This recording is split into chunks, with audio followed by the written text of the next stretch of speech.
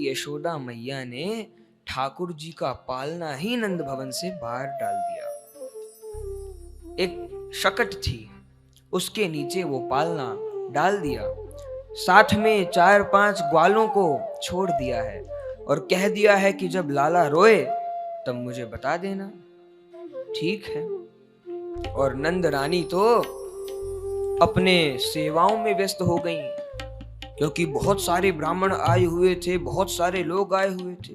इसलिए नंद बाबा कभी कहते कि देवी वो ब्राह्मण जा रहे हैं, उनके लिए वस्त्र निकालो, उनके लिए वस्त्र निकालती, और भी बहुत सारी अन्य सेवाएं थी। इधर ठाकुर जी बाहर पालने में जग गए और ठाकुर जी ने रोना प्रारंभ कर दिया। सभी ग्वाल बाल मैया को बुलाने आए, मैया लाला रो रहा है।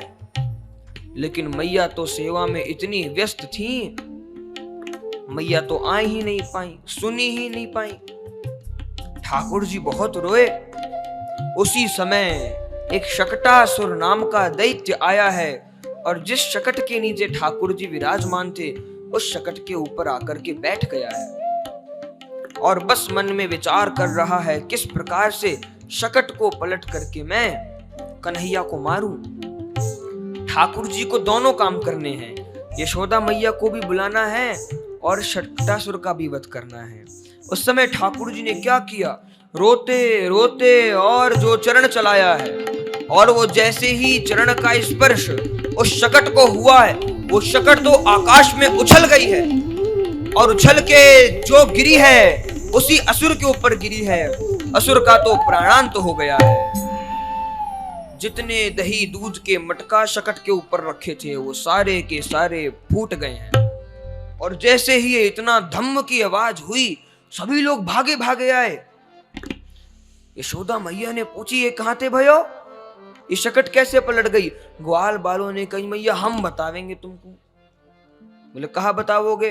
बोले लाला बहुत रो रहा था, उस समय हम लोग तुम्हें बुलाने आए थे कि मैया लाला रो रहा है, चुप करा दो, लेकिन तुम तो आए गए को देखने में व्यस्त थी। हमने बहुत बुलाई, तुमने सुनी ही नहीं, और अंत में तो लाला ने रोते रोते जो चरण चलाया है और चरण जैसे ही शकट में स्पर्श हुआ है शकट पलट गई है और गिर गई है। यशोदा मैया कहती हैं, ग्वाल बालों लगता है तुमने सवेरे सवेरे भांग खा ली है। अरे आज तो लाला ने पहली बार करवट बदली है और अभी लाला शकट भी पलट देगो, ऐसे नहीं हो सकता। माने ब्रज के परिकर ऐसे हैं कि भगवान को भगवान मानने को तैयार नहीं है, क्योंकि ब्रज के परिकर में तो मुख्य रूप से मधुर भाव है, ऐश्वर्य भाव तो मथुरा में है, द्वारिका में है।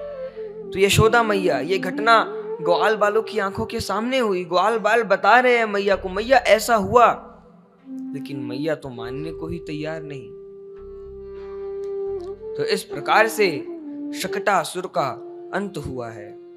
और फिर एक दिन यशोदा मैया ठाकुर जी को गोद में लेके विराजमान थी। उसी समय एक तृणावर्त नाम का दैत्य आया है। ये बवंडर का रूप बना करके आया है। कंस ने भेजा ठाकुर जी को मारने के लिए, आया है बवंडर का रूप बना करके। और ठाकुर जी ने जैसे ही दूर से देखा, ठाकुर जी समझ गए कि ये आने वाला है।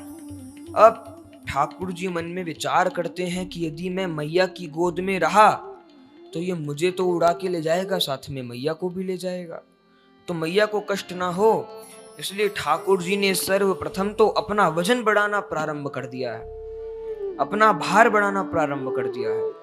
और इतना भार बढ़ाया है कि यशोदा मैया से ठाकुर जी नहीं संभले, और यशोदा मैया ने तो ठाकुर जी को नीचे ही विराजमान कर दिया है, स्वयं गद्दी लेने चली गई। इतने में ही तृणावर्त आ गया है और ठाकुर जी ने अपना भार फूल से भी हल्का कर लिया है, और तृणावर्त ने ठाकुर जी को बड़ी आसानी से उड़ा लिया और आकाश में लेकर के ठाकुर जी को उड़ रहा है। बोले ठाकुर जी ने इसको पहले क्यों नहीं मार दिया, आकाश में क्यों विचरण कर रहे हैं? बोले नभचर जीवों ने ठाकुर जी को प्रार्थना करी, प्रभु सब लोगों को आपका दर्शन सुलभ हुआ, लेकिन हम लोगों को आपका दर्शन सुलभ नहीं हुआ। तो आप कुछ प्रबंध करिए कि हम लोगों को भी आपका दर्शन हो। प्रभु ने कहा ठीक है, जब मैं तृणावर्त का उद्धार करूंगा तब आप सभी की कामना को पूर्ण करूंगा। तो आज प्रभु ने अपना हाथ तो दोनों उसके गले में डाल दिए हैं और आकाश में विचरण कर रहे हैं, सभी नभचर जीवों को दर्शन प्रदान कर रहे हैं। अब जब विचरण करते करते मन भर गया तो प्रभु ने हाथ से उसका टैटुआ दबाना प्रारंभ कर दिया, और जैसे ही टैटुआ दबाना प्रारंभ किया है वो तो बोला है, लाला छोड़ छोड़ छोड़। प्रभु ने कहा, मैं ऐसे तो किसी को पकड़ता नहीं हूं, और यदि किसी को पकड़ लूं तो ऐसे छोड़ता नहीं हूं। अब तो मैं वैकुंठ पहुंचा के छोड़ूंगा। और भगवान ने उसका प्राणांत किया है। वो ऊपर से धड़ाम से आकर के एक शिला पर गिरा है। जिस शिला पर वो गिरा है वो शिला आज भी ब्रज में विद्यमान है। आज भी कई लोग उस शिला का दर्शन करने जाते हैं। तृणावर्त शिला उस पे आकर के गिरा है।